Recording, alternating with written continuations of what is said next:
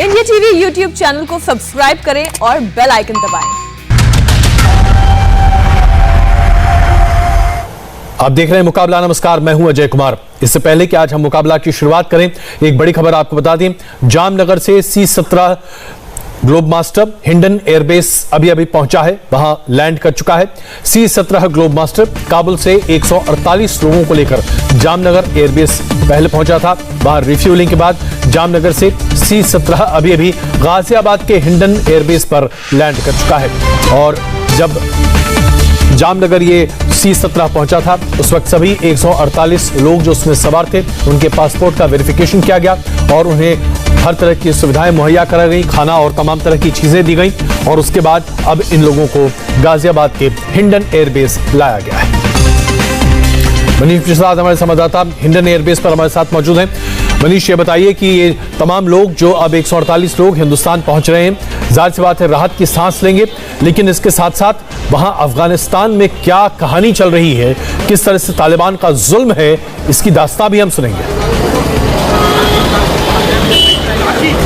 अजय जी, सबसे पहले अभी का अपडेट कि C-17 स्काईलॉर्ड स्क्वाड्रन का जो कि काबुल से लेकर भारतीयों को आया था, वो इस समय हिंडन एयरबेस पर उतर चुका है और उसकी लैंडिंग हो गई है। वही C-130J हरकुलिस, जिसको सब्स्टिट्यूट के तौर पर जामनगर एयरबेस पे रखा गया था, वो इस समय पालम टेक्निकल एयरबेस पे जा रहा है। तो दो एयरक्राफ्ट जिसके अंदर दोनों के अंदर इस समय 148 भारतीयों को अलग अलग रखा गया और फिर उसके बाद यहाँ पर एक हिंडन और दूसरा अब से कुछ देर में पालम टेक्निकल एयरबेस पर लैंड करेगा। अब इसके साथ एक गंभीर जो बात और गंभीर विषय है, वो है सबसे ज्यादा इंपॉर्टेंट, जो बैक होम यानी अफगानिस्तान में जो अभी भारतीय हैं उनकी वापसी के लिए। इसीलिए सरकार पूरा प्लान अप कर रही है और कुल मिला के 249 की संख्या में पाकिस्तान 249 की संख्या में अफगान सिख और साथ में 50 की संख्या में अफगान हिंदू हैं, उनको लाने का प्लान है। उसके अलावा करीबन 300 से 400 वो लोग हैं जो कि अलग अलग संस्थानों में,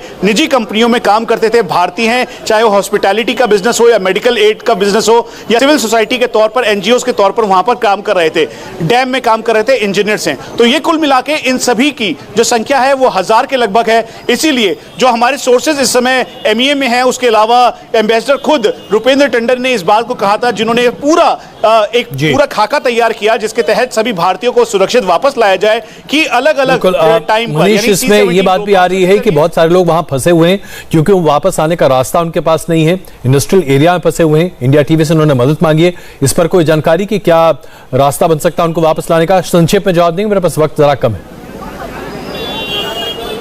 अजय जी, 24 घंटे पहले की तस्वीर काबुल एयरपोर्ट की थी, जब बहुत सारे अफगान नेशनल्स वहां पर थे और हर कोई वहां पर टारमेक पे आ गया और वो जो एयरक्राफ्ट है उस पर बैठना चाहते थे, बोर्ड होना चाहते थे। इसीलिए उस समय C-17 वहां पर टेक ऑफ नहीं कर पाया और उस तजाकिस्तान में टेक ऑफ करना पड़ा। रुपेंद्र टंडन जो इसकी अगुवाई कर रहे थे इस पूरे ऑपरेशन की, उन्होंने इस बात को कहा एम्बेसडर ने कि ये पूरा तय किया जाएगा और ठीक तरीके से प्लान किया जाएगा। इसीलिए अब टारमेक खाली है और गवर्नमेंट ऑफ इंडिया तैयारी कर रही है। जो लोग वहां पे फंसे हुए हैं, जो भारत आना चाहते हैं, के साथ भारत सरकार उन सभी भारतीय नागरिकों को हिंदुस्तान लाने की कोशिश कर रही है। करीबन 1000 के आसपास भारतीय नागरिक अभी फंसे हुए हैं, उन्हें हर कीमत पर हिंदुस्तान लाने की कोशिश भारत सरकार कर रही है। हम यहां पर एक छोटा सा ब्रेक लेते हैं, मुकाबला जारी है।